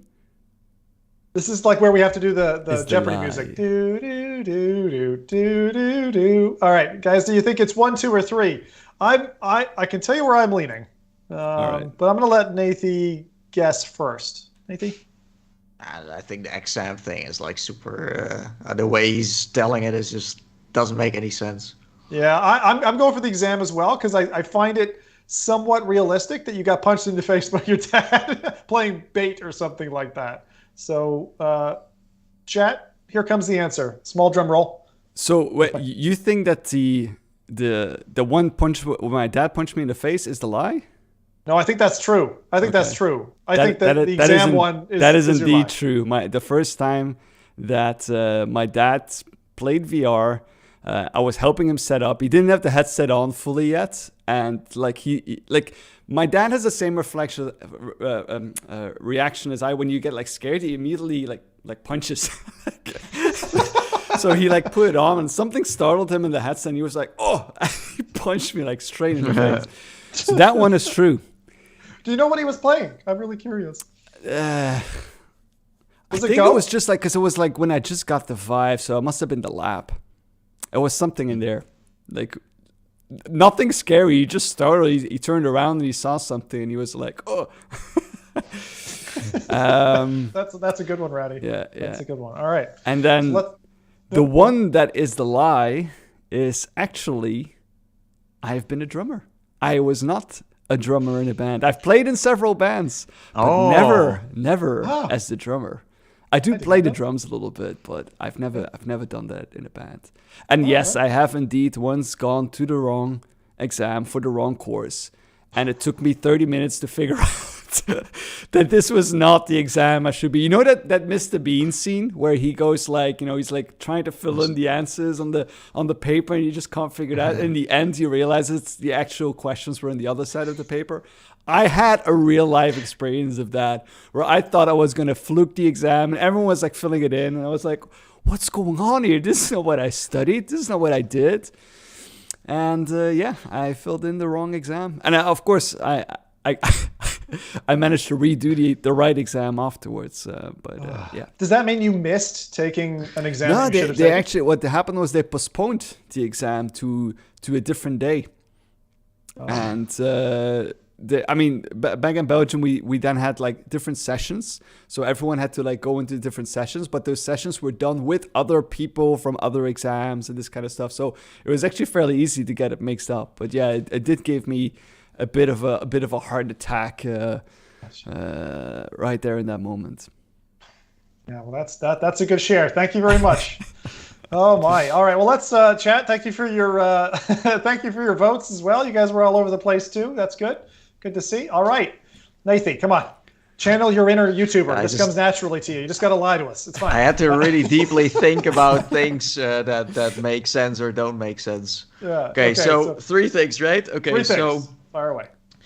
So I once went to the Hollywood Hills, to Bella Thorne's house, to play VR in her art room while everyone was partying and was, doing fun stuff. Bella Thorne's an actress or something? I don't know. Bella Thorne is an actress, yeah. You went with her to her VR room. Yeah, to her art room to play VR there. And I had to be careful because if I punched too hard or too fast, I would punch one of those paintings that was really expensive. Yeah. Yeah, okay, that's the first. Yeah. And then the second one is I once was about to fly to the UK to do a commercial for the PlayStation VR for a game with the lookalike of Brad Pitt. And I was going to play his kid, and he was going to be my dad. that one is definitely true, because Natey playing the kid is yes. Oh my God, that's brilliant. I love that. That's very good. Very good. Okay, Brad Pitt lookalike. Got it. And then the last one, I went to E3, and then I got to hang with the guy who plays Max Payne. Okay. The guy who plays Max Payne. Yeah, that's like the CEO of Remedy. Yeah. He's also Max Payne. Not the voice actor, but the guy. No, the actual guy. Yeah. Yeah, the guy who looks like him. Oh God. What are you going for, Zim? I kind of feel like I'm going to guess the third one. I'm going to guess that the whole Max Payne thing. No way. Yeah, that's my guess. I'm going to go for the third one too. Yeah, I was also. I thought, like, if I remember correctly, you once hung out with Justin Roiland, but I don't know if that was at E3. No, it was at PAX. Yeah. That was at PAX. Okay, so yeah, maybe. Anyway, I'll stick with my decision. The third one. Okay.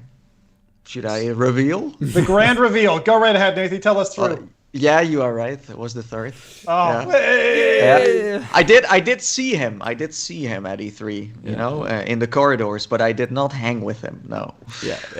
Good one. That was a close one though, because all of them sound pretty amazing. Yeah. Yeah, the lookalike one is pretty sounds so stupid, but it's actually true. But because I was thinking like since you're playing the kid, I was like, there's gotta be him. It's gotta be true.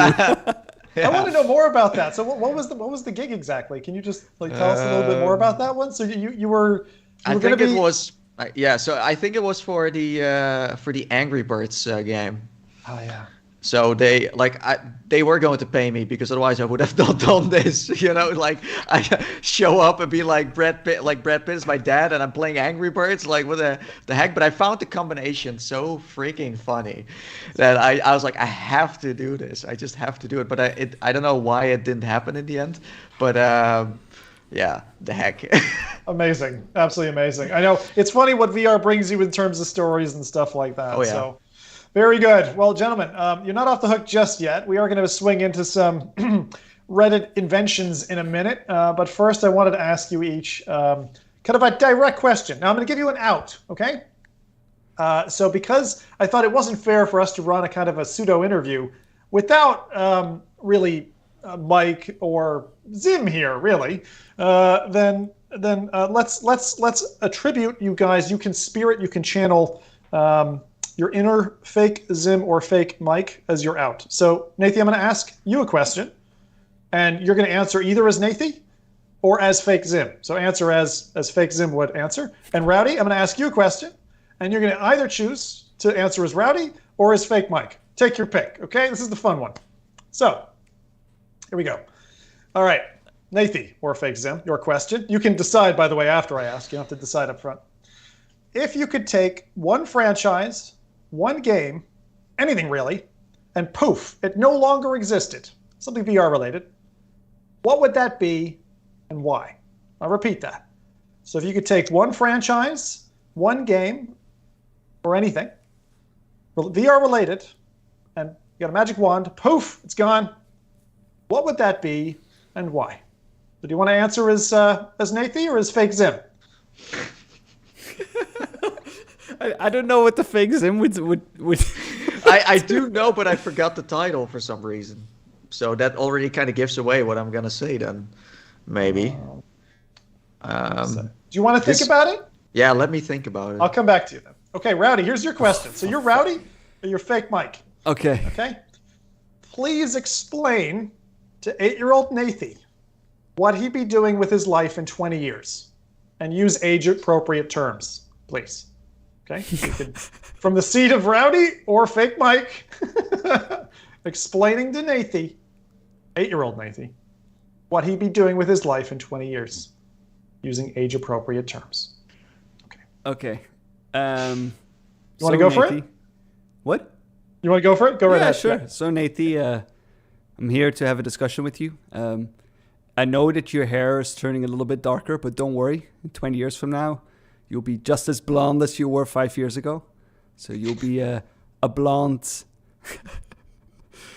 a blonde fellow with a lot of viewers on the internet. Okay. Wait, the internet did it exist back then? Yes, it did. Yes, it did. Eight-year-old Nathan probably already had internet. Just barely. Yeah, just barely. So barely. Just barely. You're gonna be putting your TV on your face, and people are gonna love you for that. They're gonna enjoy all of the content that you make. You're gonna have hundreds of thousands of subscribers, and people are gonna watch you watching TV on your face. That's basically what you're gonna be doing. On your face. Yeah, that's true. Actually, yeah, that's weird. Do you love watching TV, Nathan? TV? I don't even know what TV is. No, not you, Nathan. 8-year-old Nathan. Oh, sorry. Yeah, TV. SpongeBob. TV. Yeah, SpongeBob. For sure. Very good. Thank you, Rowdy. Applause for Rowdy. Also, you're going to have a mustache. Oh, yeah. Oh. Wow. How startling would that be to an 8-year-old? That would be crazy. A blonde mofo with a mustache. Yes. Bit rude for an 8-year-old there, Rowdy. Sticking on brand, I see. Oh, they learn young there in the Netherlands. Do they? Yeah. Yeah. Okay. Very good. All right, Nathan. So, Nathan or fake Zim? What are you making go poof?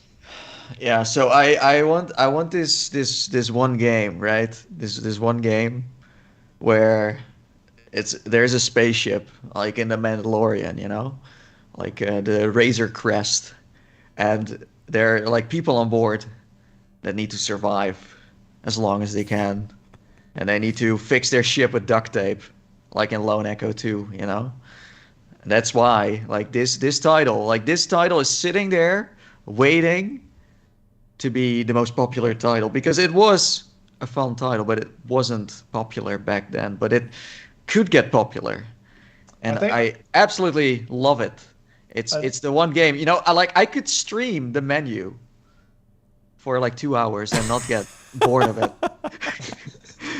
and then get into the settings and stream another 30 minutes, and then just leave it there and let people donate for another hamburger or two before I go. It doesn't have skooma though, but it does have you said duct tape. Surprises. That's the magic word, right? That is, Yeah.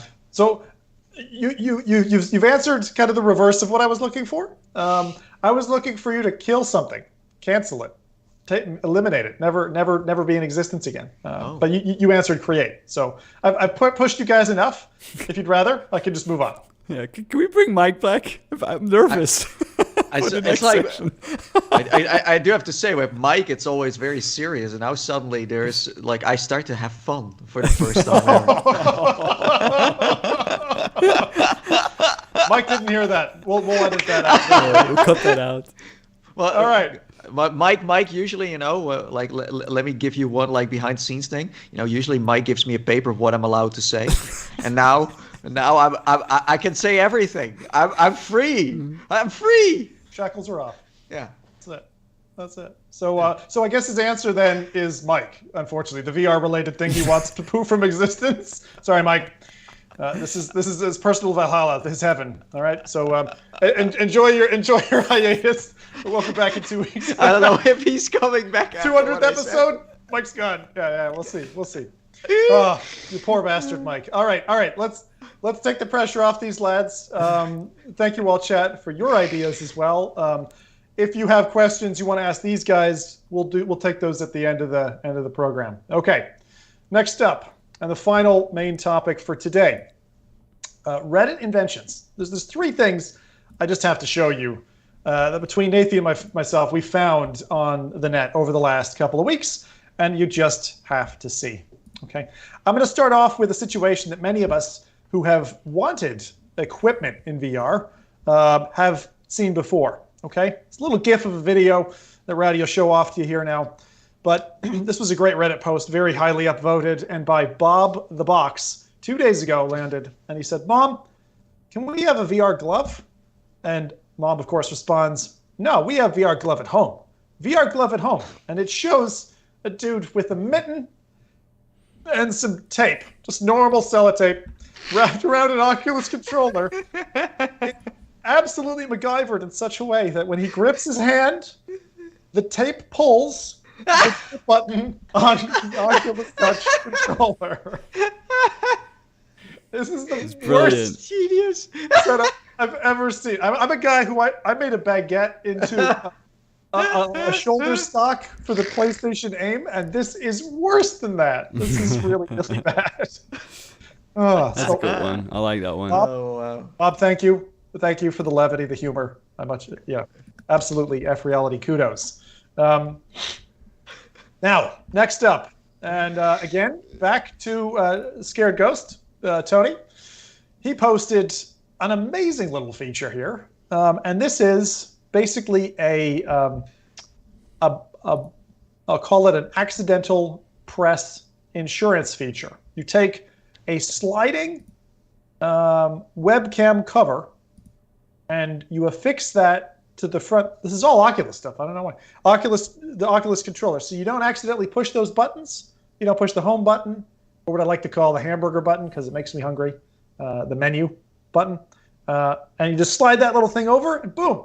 You're putting your parents into VR. They don't accidentally press the wrong buttons. Perfect. Genius little invention. So love this. I'm sure Abrash would have you over for dinner or something. Could talk about the ingenuity there in terms of the physical controller design. All right, that's the second one. Third one, my absolute favorite of the lot comes from German Rifter. I think he's there in chat today. So German, thanks very much for hanging with us. And Daniel says, haptic vests are great. But have you ever played real VR fishing while taking a foot bath? Pure immersion. And he's got this wonderful side-by-side showing a dude casting off with his reel off into the lake or the ocean. Meanwhile, his feet are in a bubbly spa. I mean, that is something that I might just have to try, lads, because that looks pretty fun. Apparently works in other games as well. So you can dip your toes in as Alex into the bubbling stream in Half-Life Alyx or something like that. Funny enough, I'm actually doing this in the summer when I'm playing seated VR games. I'm not joking. I am doing this. Seriously? I just don't turn on the bubbles because you can hear it on the video. Have you done this before in the past? Yeah, not for amazing. real VR fishing, but when it's hot, I'm just like using that, yeah. That's amazing. That's amazing. Yeah, I got to get myself one of those.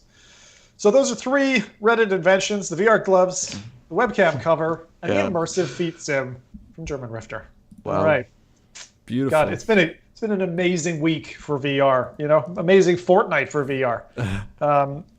So why don't we transition now over to my favorite personal part of the show, where we actually get to know what the devs have been working on. And Nathan's going to steer us through the ship, which is the apocalyptic run of VR releases that we've got. I mean, it's been a pretty heavy trundle of announcements. So I'm curious to know what he's chosen to highlight. Nathan, over to you, good sir. Okay, so I'm going to keep the first two short, as we already spoke about at the start of the show. So Cosmonius High is now out on the Quest and Steam VR. Surprisingly, no Oculus PC release. Funny enough, I don't know where it went, but I guess PC VR is dead over there. So you can play it now. I honestly forgot the price, to be honest with you. The pricing is like the thing I always kind of, when I need to do release that I don't know. I think it was like, no, I don't want to make any guesses. Don't worry about it. I think it was like 25. I think it was 25. We'll 25 bucks. Then Moss Book 2, available now only on the PlayStation VR. I'm sure it's going to come to other platforms in the future. The Quest, the PC VR headsets, the PlayStation VR 2, maybe some funny Chinese headset that Mike is going to throw into his, bin again. I don't know. We'll see. Do keep in mind that if you want to play it on the PlayStation 5, you need a PS4 DualShock, a PS4 controller. And on the PlayStation 4, you don't have to worry about that at all. And also the adapter, of course, for the camera to make it work. That's very, very important too. Hopefully this will get a relaunch and will get popular along the way. So there you go. That's Moss in a nutshell. Then this one was actually recommended by the Jim Barnaby himself. It's called Brisk Square. Don't worry, it's not a weird Temple of Pizza kind of title. It seems to be fine. I had to check it up front if it was safe for the show. It's no tentacles this time. It's not family friendly, but it's not that bad. No tentacles. Brisk Square is basically Pistol Whip, but instead of using pistols, you start with a blade, and by playing more and more, you unlock more advanced weapons. And next to that, you can also use powers to, move objects away, like break them or crash them, pull them, stuff like that. I do think it's kind of interesting that, Clouded Games didn't come up with this themselves. Interesting part about that, though, is that Clouded Games is working on a AAA game. We don't know what it's going to be yet, but they teased that this week. So people were kind of relieved for some reason that they were like, oh, finally, it's not them working on Pistol Whip again. It's kind of like people are maybe done with Pistol Whip in a way. They just don't want to say it out loud, but they just kind of want to, see them do something like we saw with the Gallery, where they were kind of, especially with the second game, they were kind of too early what they wanted to do with it. So maybe with a AAA IP behind it, I think it's going to be very successful. So great. Congratulations to them as well. It's their 9th anniversary. Wow. Yes. I mean, Cloudhead are absolute. I mean, 9th anniversary for a studio that has been there since the dawn of this new rebirth of VR. Absolutely, hats off to them, because and we've had Denny on the show, and I remember still them giving us that wonderful feature of showing us Pistol Whip on the floor for the first time when we didn't even know what it was. And all four of us, it was a real special moment, actually, because all four of us going through one by one and coming out and being like, did you play this yet? I remember you guys like cornering me and being like, Zim, you gotta play this. And I was like, what? Just remember taking the headset off and being blown away. So can't wait to see what they do next with a bit of money behind them. Yeah. So Brisk Square is now out on the Quest 2. So if you want to check it out, then you can. It does use some elements that you don't have in Pistol Whip, where it's a bit different in that sense. I like this kind of like BioShock combo of like in one hand you have a melee weapon or a pistol or something else, and then powers to use like these.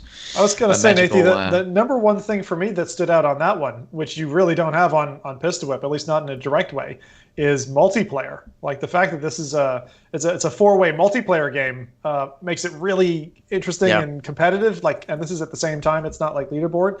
And also the Quake player in me saw jump pads right? So there's like jump pads in that. Yeah. And I don't know if you have to physically jump up. I had to caution somebody this week because of unfortunately some years ago we talked about Minecraft recently, right? But I turned on a feature that Vivecraft has. This is like a safety warning for anyone over the age of 30. Oh, I think I know. Which is there's like an auto jump or a virtual jump. Yeah. There's also a physical jump. Yeah. If your knees aren't used to jumping and you're jumping every block for 4 hours straight,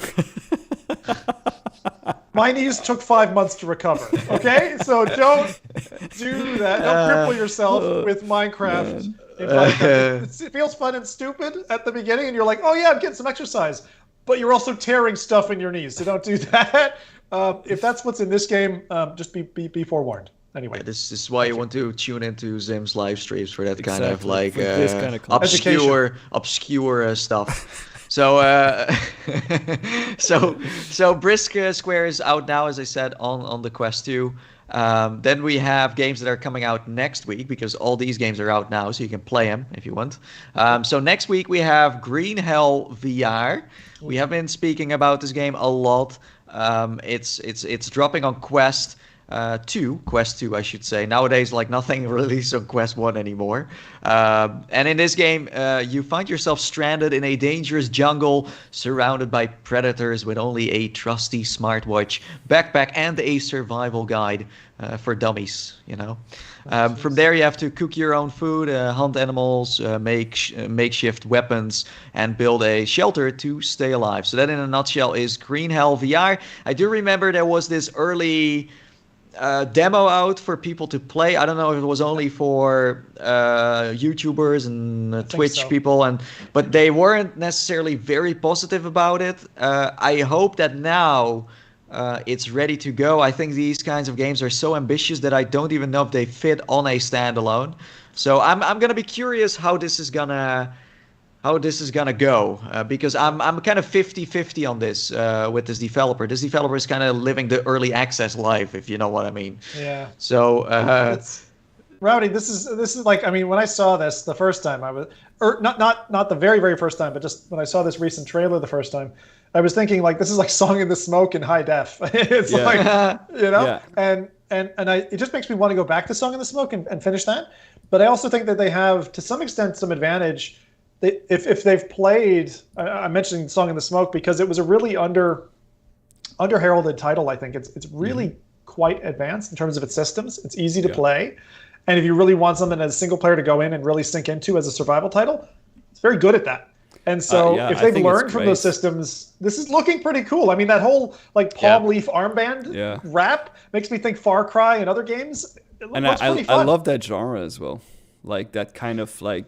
You need to survive, and you need to like, you know, it's more like it's not really like it's not really like a game to play anymore. It's more like a management strategy you need to implement. And I love management games in general, and I like that kind of stuff where you need to learn new skills, you need to try and figure out how to do stuff, and I love that kind of genre, and I think it looks great. I think the mechanics of it are also very promising. You know, we'll see where it takes us, but I do have to say, like, you know, from the trailer, I do find it interesting. I just like the only thing I hope it's not like the Forest clone, where it's like more like the horror elements and the crafting gets a little bit sidetracked then. So, I mean, you can play the Forest as well without the horror elements, but for me, that's not really a prerequisite for a game like this. Yeah, survival games, I think the thing I liked about A Song in the Smoke was that they weren't too over the top in terms of HUD. And survival games, because of the crafting element, can be a real pain in the ass. Like, I find it's a real delicate balance. I mean, do you remember, Rowdy, because we played at the same time, do you remember playing After the Fall early on, right, in the Vertigo games? And there was like the crafting element that they were talking about, and I don't know about you, but I remember thinking like, oh god, don't feck it up, like don't turn this game that's going to be like an action Left 4 Dead into a crafting game. Like it doesn't fit as well. So what I like about these kind of games as well is like the exploration concept, where you need to in order to get further, you need to do stuff first. I like that. And I think the best VR game, I forgot the name again, Nate will probably remember it in an instant. It's like the space game where you also had that survival element. Star Valley something. What is the name again? No. I know. I was in space. Yeah, I know the one you're talking about. The one that I really, really like. It's still like something with stars, space, Star Shelter or Star Shelter. Yeah. Is that it? Yeah, Star Shelter. So I really liked how they did it there, where you had only a limited amount of oxygen, of course, so you couldn't push out further up until you upgraded your oxygen. You had to find certain parts of that. It felt really thought out, and I hope that this game does something similar as well, where you have this open world that you can explore, but it's not as easy just to push through everything. You need to get natural progression, natural tiering. progression. Yes, exactly. Instead of just like unlocking new regions and stuff. Well, equally, like I don't like games that are this goes without saying, but they're incredibly linear. It's like do task A. Okay, I've done task A. Go do task B. Like the last thing I want from a game. Not all games, but mostly, like I don't want to just be on a single track. It turns me off of the game because I want the freedom to make my own choices. Well, if they can make a fluent tutorial at the start, then that's solved. The reason why I'm a little bit skeptical about Green Hell is because this was a flat game before, and they tried to port that over to first PC VR, I guess, and then the Quest, because Quest is super popular. Quest 2, I should say again. We're both pivoting off Nathan here, but I'm going to say the same thing to you, Nathan. On this one, when I see it, the first thing I remember is Ark, the game where you had a bunch of dinosaurs. Well, that's what I wanted to compare it with. Oh, really? Perfect. When that came to VR, that was also an adventure. Oh, God, that was you remember the menu in Ark, and you couldn't even read it because it was so low res? Like, you'd have to try to search for the little but VR this game, imagine playing a broken flat game, pancake game, and then they add VR support to it. So you have two things that are broken mixed together. It's a journey. So this is coming to the Quest 2 on April 7. Yeah, I'm very curious to see how this is going to go. And then last but not least, to keep the April Fool's joke spirit high, because, Zim has been try-harding this entire show to, keep you laughing in your little Smeagol caves. This game that I found is called The Elevator Game. That's the title. Game. That's the title. And the weird part is, I was like, I'm just gonna look this up and see if someone played it, or store page of what you have to do. There was not much there. Really, I tried. So the only thing that is really on the front page is a tutorial that says how to play the elevator game. And there is no context to it, so I'll just read it. You play this game in 7 steps. Step 1 is start the game at midnight. So that might hint towards it being a scary game, I think. But when you're in VR, it doesn't really matter if it's midnight, because it's always midnight in a headset, because it's dark. So, cute. Yeah, wow. And then step 2, turn off your mobile devices and put away anything that could break your concentration. Yeah, so that's 2 steps asking horror game, isn't it? Yeah. Yeah. Turn off the notifications inside your Quest, because then you're cheating. Then the step 3 is make sure you're alone. But again, it's in VR, so you can't see anything. So even if anyways, let's keep going to step 4. Invite the passenger. Once you do that, the game will start. So I think in game there is a passenger. This sounds like a Twilight Zone for some reason, but sure, there's a passenger. Then step 5, don't get out at any floor. Yeah, that's right. This sounds like a game Zim would play, I think. It absolutely sounds like a game I would play. You're just giving me a show here. That's all you're doing. Yeah. And then step 6, upon reaching any floor, check your surroundings. If anything seems off, even the smallest detail, immediately proceed to another floor. Yeah. And then last but not least, the last step, reach the lobby to beat the game. Oh no! Oh my God! It's a horror game. It's got to be a blend of a horror game and a room escape, where you're stuck in a lift, scary stuff's happening to you. Yeah. They don't want you to nope out, and you're mashing the buttons. That's a cool concept, though. I like that. I mean, I'm not a horror fan, and I don't think Natey is the horror fan either, considering his screams that I've heard before. But I do appreciate these kind of concepts. Simple, but different. Yeah. So there's like I love they giving you instructions. It's like, this is how you prepare for the seance. You know, it's fantastic. But there is nothing that sums up this game like it's a horror game in an elevator. Nothing that's not there at all. And also the trailer and the screenshots and everything, it doesn't tell you much at all. It's super. It's like.